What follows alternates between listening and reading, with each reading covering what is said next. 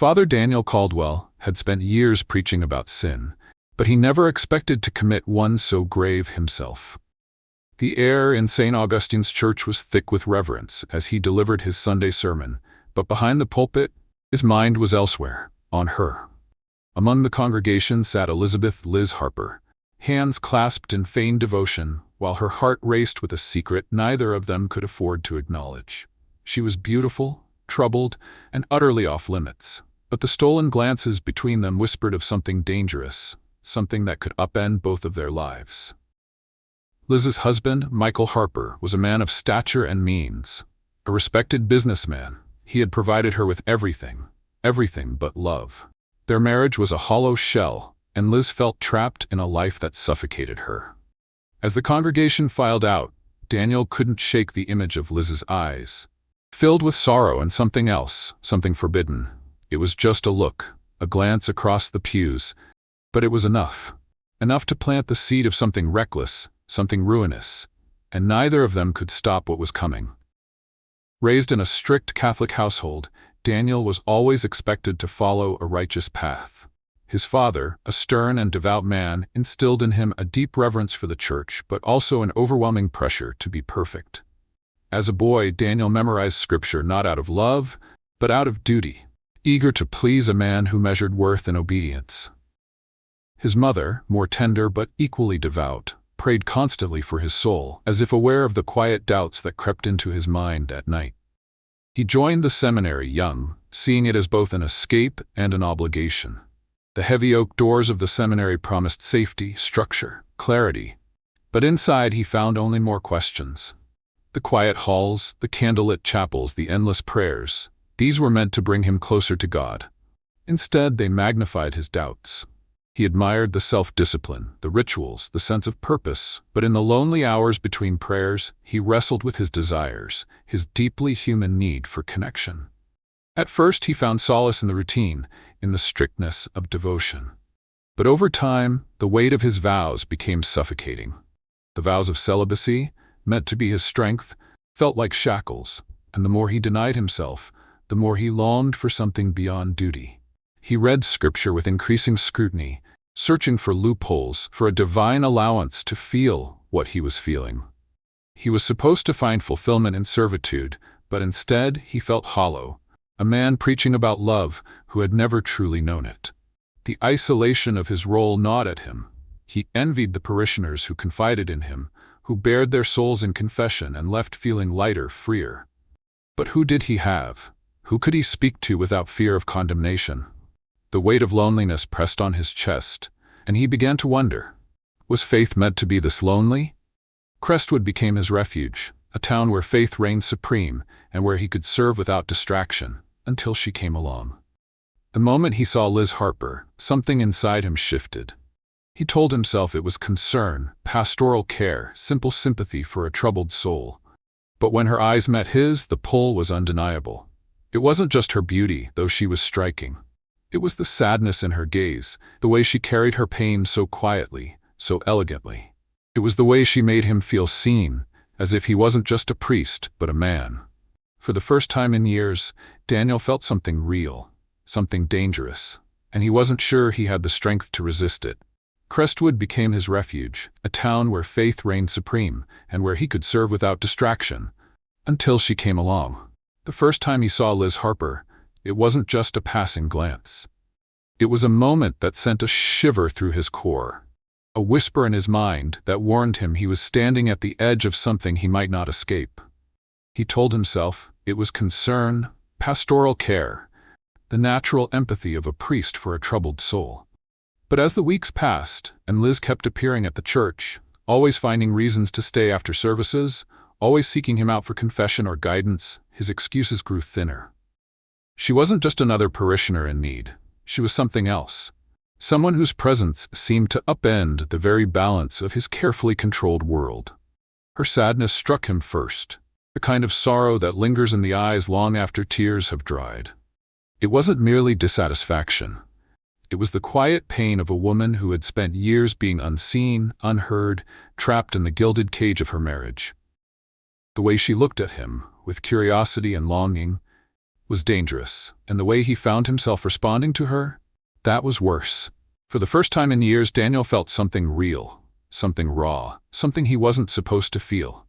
He knew he should push her away, create distance, restore the boundaries that were meant to keep temptation at bay. But he didn't. Instead, he leaned in, unaware that he was already falling. Liz was once the lively, rebellious daughter of a conservative family. She had dreams of escaping Crestwood, of traveling and finding passion beyond the constraints of a small-town life. But her parents, desperate to secure her future, encouraged her marriage to Michael Harper, a man with wealth and reputation.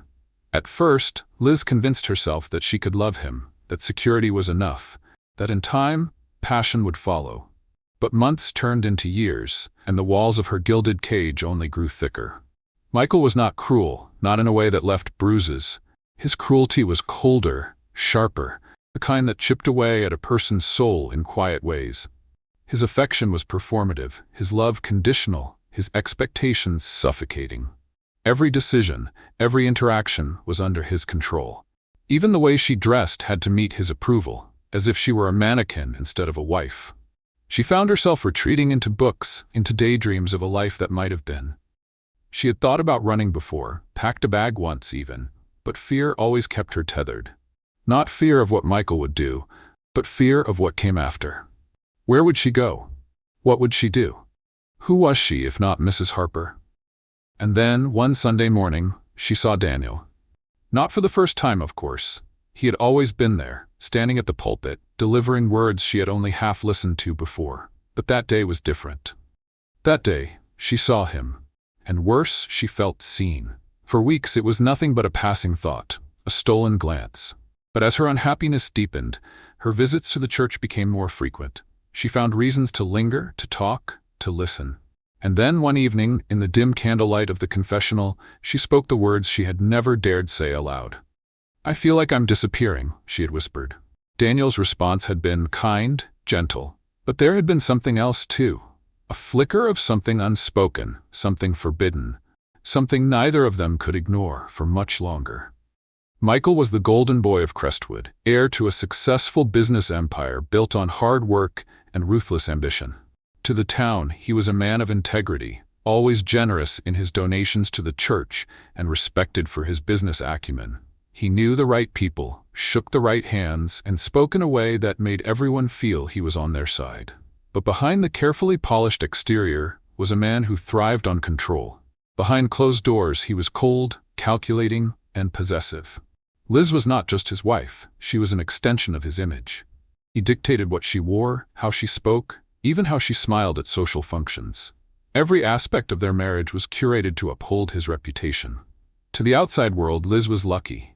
Married to a powerful, well-respected man.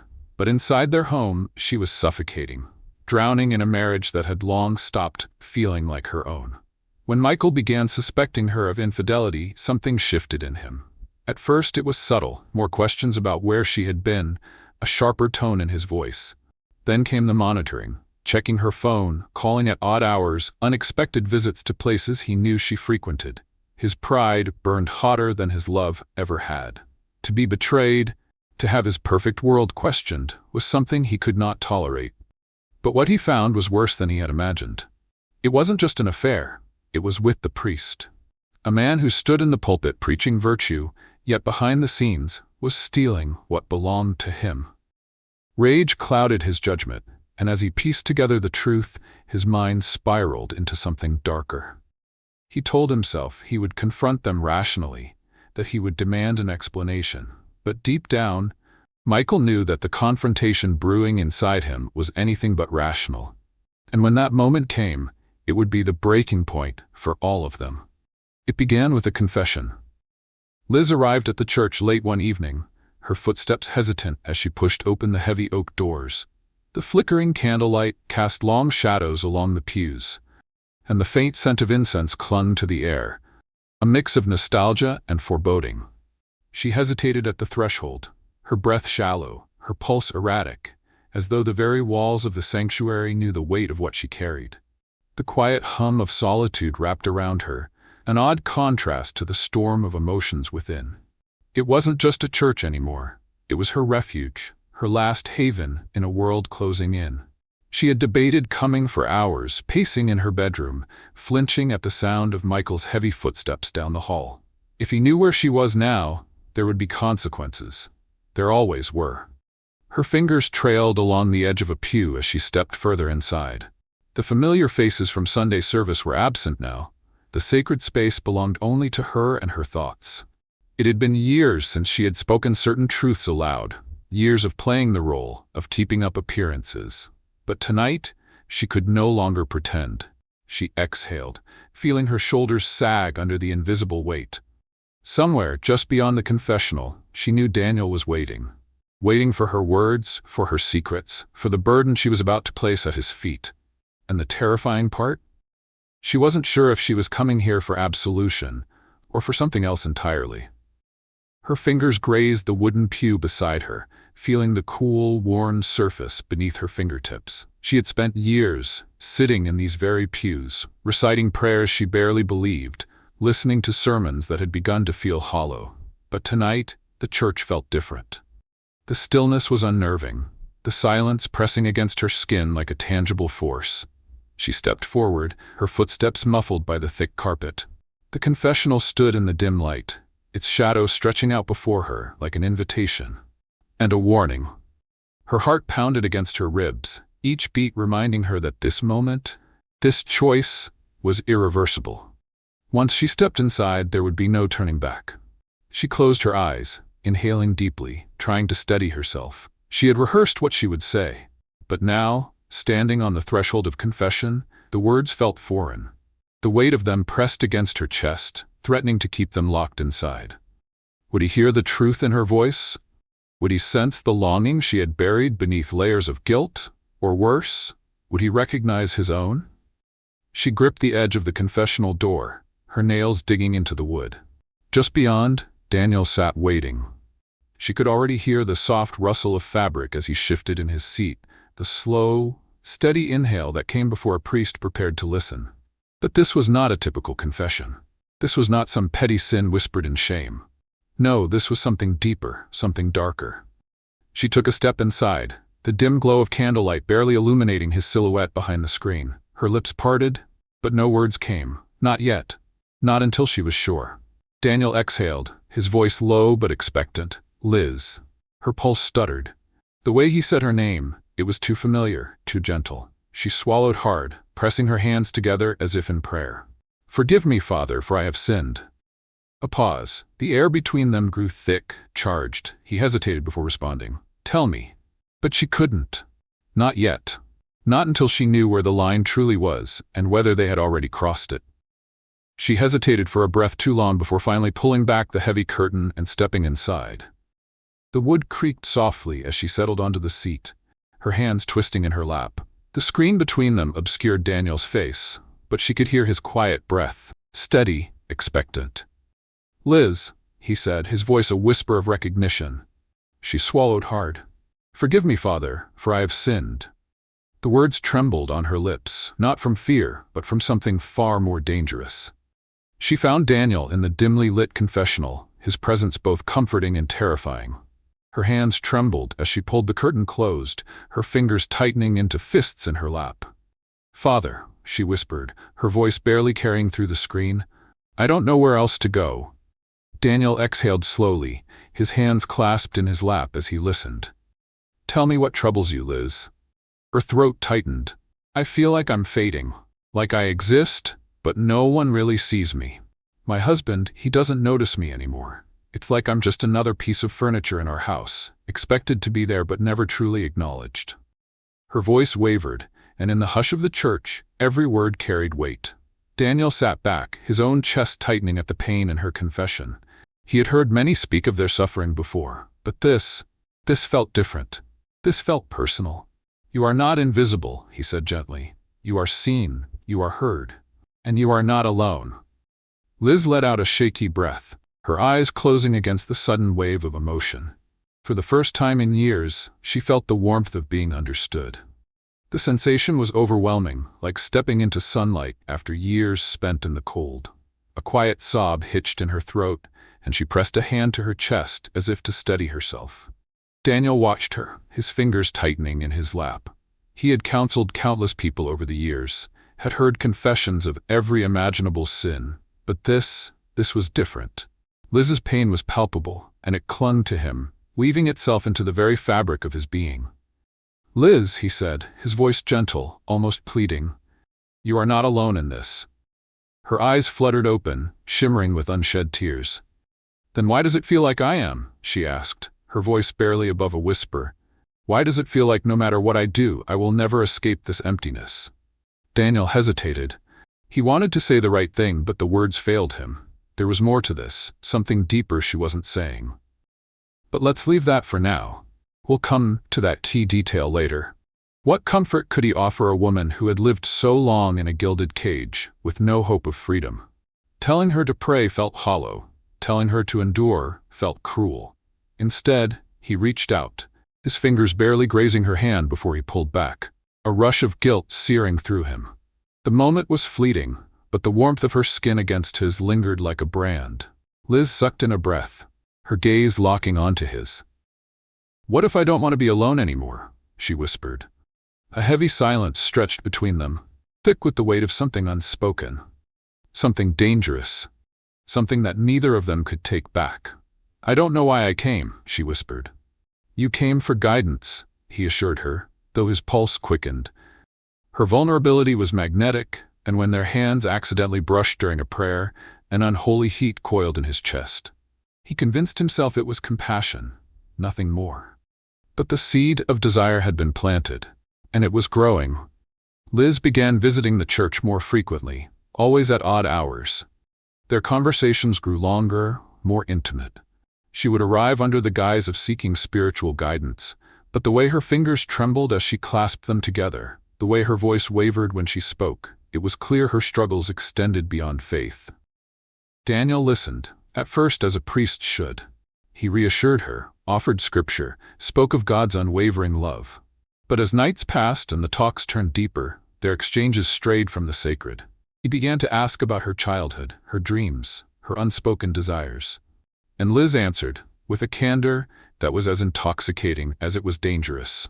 One evening, a storm raged outside, the rain hammering against the stained glass windows. The thunder rumbled like an omen, shaking the very foundation of the church. Liz had arrived soaking wet, her dress clinging to her frame, her dark hair plastered to her face. She hesitated at the entrance, droplets of water pooling at her feet as she wrapped her arms around herself. Her eyes searched for him in the dim light, and when she found him standing near the altar, she exhaled. Relief and something else flickering across her features. Daniel moved toward her instinctively, shedding his coat and draping it over her shoulders.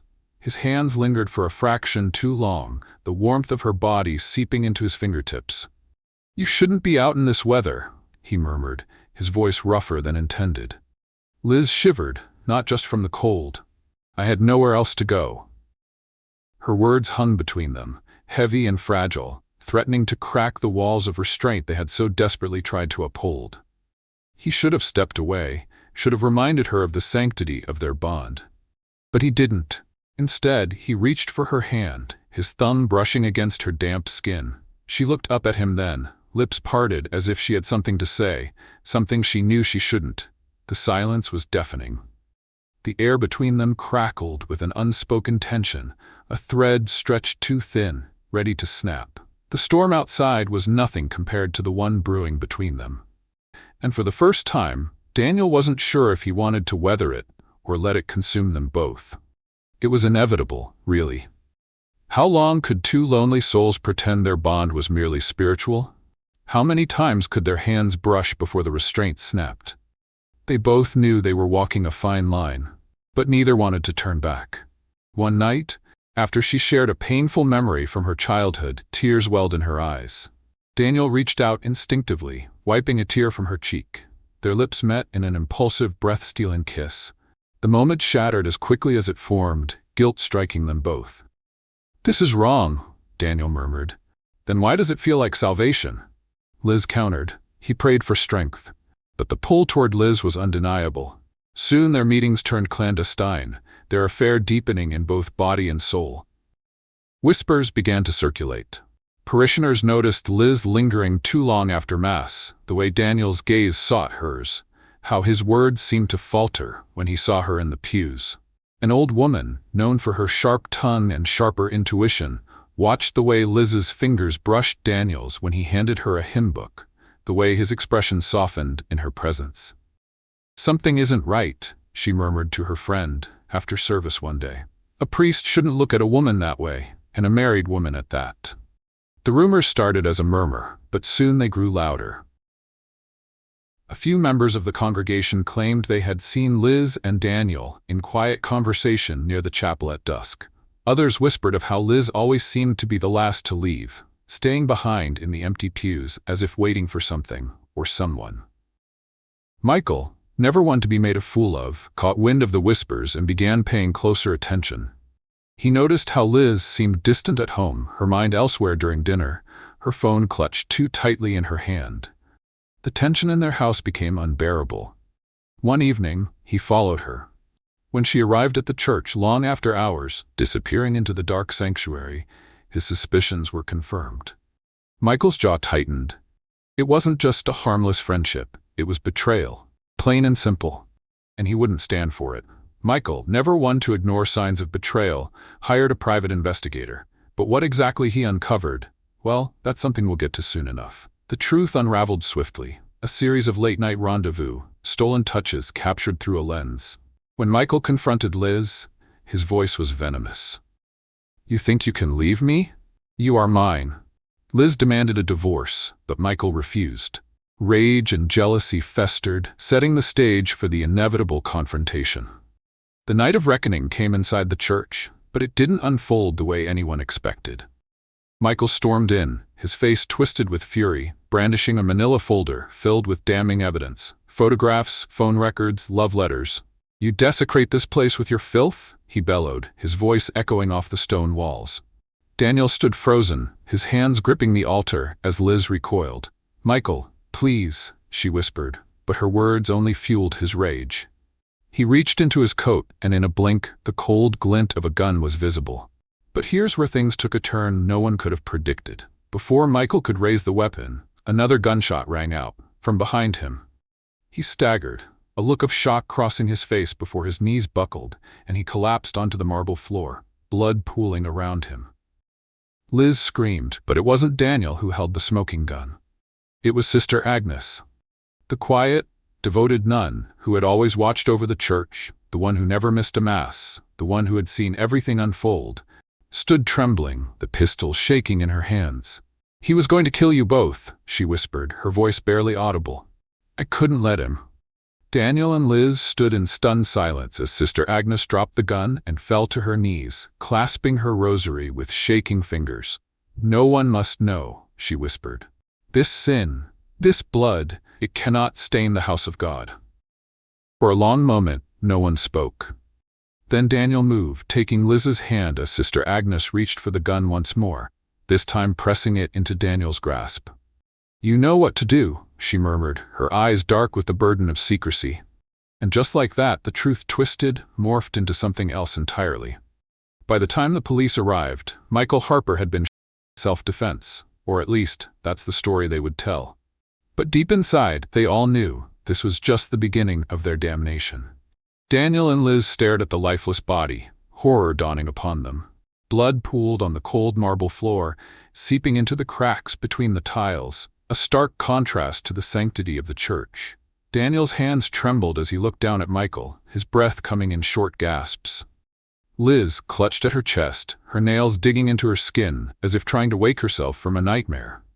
"Oh God, what have we done?" she whispered, her voice barely audible over the rain pounding against the stained glass windows. Suddenly, a noise, a creak from the back of the church. Both of them froze. Someone was there, watching. A shadow moved along the dimly lit aisle, just beyond the altar. Daniel's heartbeat thundered in his ears. Was it Sister Agnes? Had she returned? Or worse, had someone else witnessed what had just transpired? Liz turned, her wide eyes darting across the church. "Who's there?" she called out, her voice cracking. Silence. Then, footsteps, slow, measured, and a whisper that barely reached their ears.